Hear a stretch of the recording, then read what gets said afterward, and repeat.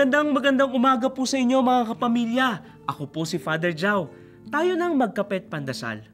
Noon pong nakaraang buwan, daang libong mga kabataan ang nagtipon-tipon sa Madrid, Espanya para ipagdiwang ang taon ng World Youth Day na sinimula ni Blessed Pope John Paul II.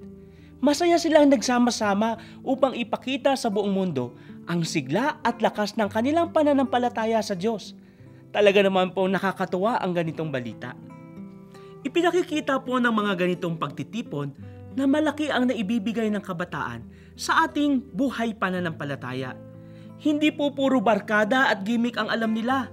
Sa katunayan, marami po tayong mga kabataang hinirang na banal ng simbahan. Andyan po si Chiara Luce na sa murang edad ay natutong ialay ang kanyang karamdaman para sa kapakanan ng simbahan. Si Richie Fernando na nag-alay rin ng buhay para mailigtas sa tiyak na kamatayan ang kanyang mga estudyante. Dalawa lamang po sila sa mga kabataan na nagpapatunay na kaya nilang makipagsabayan sa matanda kung kabanalan at paglilingkod sa Panginoon ang pag-uusapan.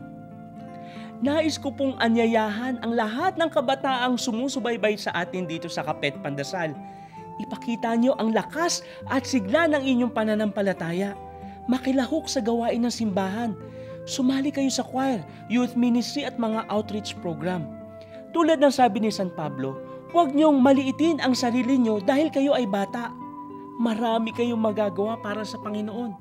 Kayong kabataan ay hindi lamang pag-asa ng bayan, pag-asa din kayo ng simbahan. Amen.